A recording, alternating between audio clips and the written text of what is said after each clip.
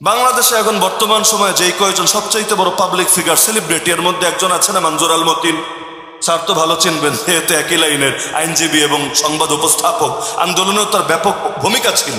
কিন্তু আজকে আল্লাহ, কেউ যদি এলজিবিটি কিউ চায়, ওই সমকামীদের অধিকার যদি চায়, তাহলে তো সমস্যার কি? সে তো ইসলাম এর অধিকারে কোনো বাধা দিচ্ছে না, এবং দলিল দিয়েছে কোরআনের আয়াত দিয়ে, আজিব দলিল, কুল কুল্লু ইয়ামালু আলা শাকিলাতি। আরে প্রতিটা মানুষ, হে নবী বলে দেন, প্রত্যেক মানুষ তার নিজ পন্থায় কাজ করে। তার মানে একজন এভাবে করছে তো আরেকজন ওভাবে করছে, একজন সমকামীর সাপোর্ট দিচ্ছে তার একজন দিচ্ছে না, মানে এটাকে স্বাধীনতার অধিকারের পর্যায়ে পৌঁছিয়েছে। হ্যাঁ, আমি মনে করি ব্যক্তিগতভাবে তিনি ইসলামের প্রতি বিদ্বেষ থেকে বলেন নাই, অজ্ঞতা থেকে বলেছেন। হয়তো অজ্ঞতা থেকে বলার কারণে ভুল শুধরেও নেবেন, কিন্তু এখান থেকে কি এটা প্রমাণিত হয় না যে আমাদের সমাজ এমন একটা সমাজ যেখানের মানুষ ইসলাম পুরোপুরি চেনেই না? আরে গ্রামের মানুষের কথা বাদ দেন, যেখানে শহরের এত বড় শিক্ষিত ব্যক্তি ইসলামের একটা সাইডের ব্যাপারে পুরোই আধারে, পুরোই অন্ধকারে, এবং এই কথা বললে যে ইমান থাকবে না, বেঈমান হয়ে যাবে, এটাই যখন টের পাচ্ছে না, তো গ্রামের মানুষ, খেটে খাওয়া মানুষ, যারা পড়ালেখাই জানে না, নামটাই লিখতে পারে না, তাদের মধ্যেও বিভিন্ন অজ্ঞতা থাকা স্বাভাবিক নাকি স্বাভাবিক না? অবশ্যই স্বাভাবিক। তো সুতরাং আল্লাহ নবীর তরিকা তো জীবনের সব ক্ষেত্রেই নিতে হবে। মাদ্রাসা তো মিনহাজুন নবুওয়া শব্দের দাওয়াত কিন্তু এটাই। এবং আমি মনে করি, কথা খুব লম্বা চড়া কথা বলার আজকে ইচ্ছা নেই, তবে আমি কয়েকটা বার্তা দেব, গুরুত্বপূর্ণ বার্তা। আমি আশা রাখবো যে প্রত্যেকে বার্তাগুলো অন্তরে গেঁথে রাখবেন, কারণ কোনো এলাকায় আমি একবার গেলে দ্বিতীয়বার যাওয়ার ইচ্ছা নিয়ে যাই না। কেন? কারণ দ্বিতীয়বার যাওয়ার ইচ্ছা নিয়ে গেলে সব কথা, হক কথা বলা যাবে না। তখন বলতে হবে কোন কথায় পাবলিক খুশি, কোন কথায় হাদিয়া বেশি, কোন কথায় কমিটি রাজি, কোন কথায় সবাই বাধা দেবে। কিন্তু আমরা আগে বলেই নেই, এমন কিছু কথাও হবে যাতে মানুষ কষ্ট পাবে। আল্লাহকে খুশি করতে গিয়ে বান্দারে কষ্ট করা লাগলে আলহামদুলিল্লাহ, কিন্তু বান্দারে খুশি করতে গিয়ে আল্লাহরে কষ্ট দেওয়া লাগলে নাউযুবিল্লাহ। এজন্য আমার নবী তায়েফে মায়ের খেতে খেতে যখন রক্তাক্ত, তখন আল্লাহকে বলছেন, আল্লাহুম্মা ইন লাম ইয়াকুন বিকা গাদাবুন আলাইয়া ফালা উবালি। হে আল্লাহ, আমার উপর যদি আপনার রাগ না থাকে, অসন্তুষ্টি না থাকে, আমার কোনো কিছুতে কোনো পরোয়া নাই। কে মারলো, কে ধরলো, কে বলে দিল, কে গালি দিল, কোনো কিছুতে আমার কোনো পরোয়া নাই। আমার তো পরোয়া শুধু এটা, না জানি আপনি না নারাজ হয়ে যান আমার উপরে। এই যে কালেমার পতাকা আপনারা উড়িয়েছেন, মাশাআল্লাহ, আমার এলাকায় ঢোকার পরেই মন জুড়িয়ে গিয়েছে। কারণ দেখলাম মোটরসাইকেলে যারা রিসিভ করেছেন, মোটরসাইকেলের সামনেও কালেমার পতাকা।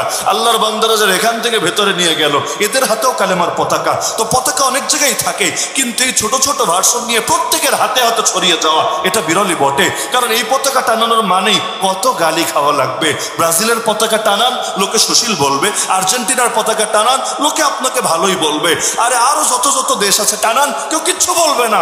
এমনকি সমকামিতের ওই 7 রঙা সেই আপনার এই রংধনুর পতাকা টানান, তবু আপত্তি করবে না। লেকিন কালেমার পতাকা টানিয়ে দেখেন, জঙ্গি বলতে ভুল করবে না। বলবে কি রে, তালেবানের পতাকা কেন এই দেশে? এটা তো জঙ্গিবাদের পতাকা। নাউযুবিল্লাহি মিন যালিক। মানে কালেমাও জঙ্গিবাদ হয়ে গিয়েছে। একটা কাগজের মধ্যে অন্য রং আঁকলে সমস্যা নাই, এই যেমন সাদা, সাদার মধ্যে উপরে আর নিচে 2টা ব্লু দাগ দেন, মাঝখানে 6 কোণা বিশিষ্ট একটা তারা এঁকে দেন, হয়ে যাবে ইসরায়েলের পতাকা।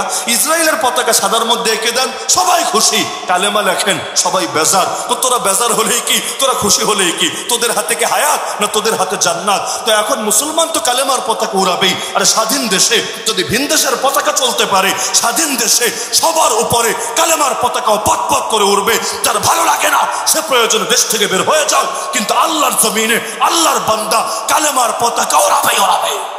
তো পুরো কথা থেকে একটা মেসেজ আমরা পেলাম যে নবীর তরিকা ছাড়া ইসলাম পালন করা সম্ভব।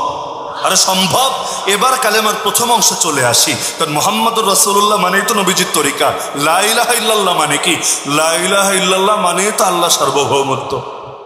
সার্বভৌমত্ব আবার অনেকে বোঝেন, যার কথাই আইন, যার কথাই বিধান, যার কথাই চূড়ান্ত শাসন ব্যবস্থায়, যাকে সবার উপরে রাখবেন, আরে তিনি ইলাহ, তিনি মাবুদ। যেমন কোরআনের একটা আয়াত শুনেই ভালো বুঝবেন।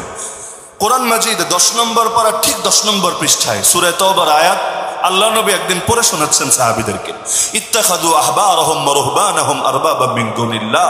ইহুদি আর খ্রিস্টানরা আল্লাহকে বাদ দিয়ে তাদের আলেম আর পীরদেরকে রব বানিয়ে নিয়েছে। নবী পড়ে শোনাচ্ছেন। এটা শোনার সঙ্গে সঙ্গে একজন সাহাবী সেখানে ছিলেন, আদি রাদিয়াল্লাহু আনহু, যার বাবারে সবাই চেনেন, সেই বিখ্যাত দানবীর হাতেম তাই, নাম শোনেন নাই? বিখ্যাত দানবীর হাতেম তাই, তার পুত্র আদি ইবনে হাতেম রাদিয়াল্লাহু আনহু। তিনি তো আগে অন্য ধর্মে ছিলেন, মাত্র কয়দিন আগে কালেমা পড়ে মুসলমান হয়েছেন। তিনি যখন শুনলেন যে নবী আল্লাহর আয়াত শোনাচ্ছে যে আমরা নাকি আল্লাহরে বাদ দিয়া নিজেদের পীর আর নিজেদের আলেমদেরকে রব বানিয়ে নিয়েছি, তিনি চমকে উঠলেন, প্রশ্নই করে বসলেন, ইয়া রাসূলুল্লাহ, আয়াতটা আমার বুঝে আসে নাই। আল্লাহ যা বলেছেন অবশ্যই সত্য, সাদাকাল্লাহুল আযীম, আপনি যা পৌঁছিয়েছেন অবশ্যই নিখুঁত, আপনার কোনো ভুল হবে না, কিন্তু আমার বুঝে আসছে না। আমিও তো আগে ওই ধর্মে ছিলাম, কই আমরা তো আল্লাহকে রব বলতাম, আমরা তো পীরের রব বলি নাই, আমরা তো আলেমের রব বলি নাই, তো আয়াতের মানেটা কি দাঁড়াচ্ছে? আমার তো মাথায় ধরছে না। কোরআনের শব্দ শুধু শিখলে হয় না, কোরআনের শব্দও শিখতে হয়, কোরআনের ব্যাখ্যাও শিখতে হয়। এজন্য এক সাহাবী বলেন, সূরা বাকারা শিখতে 12 বছর লেগে গেছে। শব্দ শিখতে কয়দিন লাগবে? সূরা বাকারা শিখতে 12 বছর লেগে গেছে। তা আল্লাহ নবী তাকে আয়াতটা বুঝিয়ে দিলেন, আদি আমাকে তুমি একটা প্রশ্নের জবাব দাও।